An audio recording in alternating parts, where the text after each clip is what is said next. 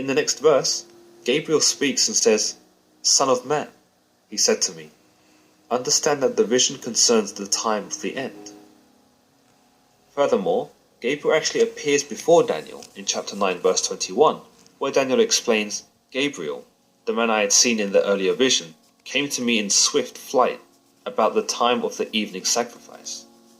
So if the entity speaking of Michael was actually Gabriel, then Daniel should have recognized him, instead of being overcome by the sheer awe of him, where he is noted as trembling on his hands and knees.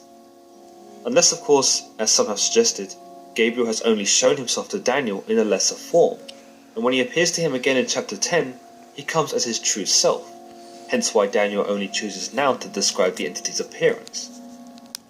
All in all though, the reference of Gabriel as man in the title of the chapter called Daniel's Vision of a Man seems to indicate that this is not Gabriel, and while obviously otherworldly, is merely a messenger bringing word of Michael.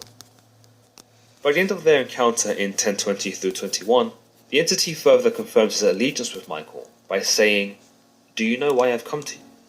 Soon I will return to fight against the Prince of Persia, and when I go, the Prince of Greece will come.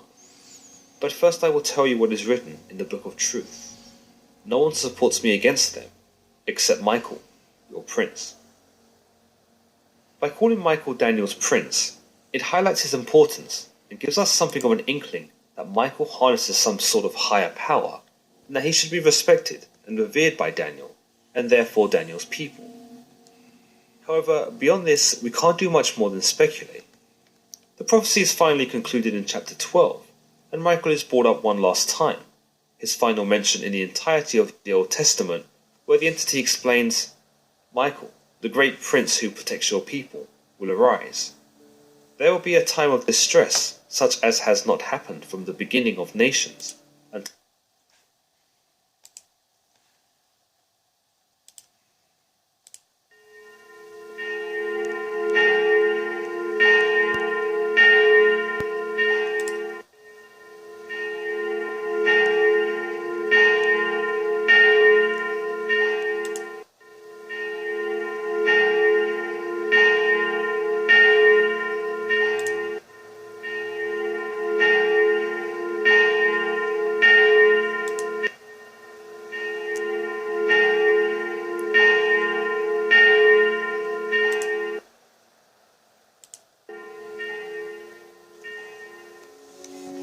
Saint Michael the Archangel, defend us in battle. Be our protection against the wickedness and snares of the devil. May God rebuke him, we humbly pray. And do thou, O Prince of the heavenly host, by the power of God, cast into hell Satan and all the evil spirits who prowl through the world seeking the ruin of souls. Amen.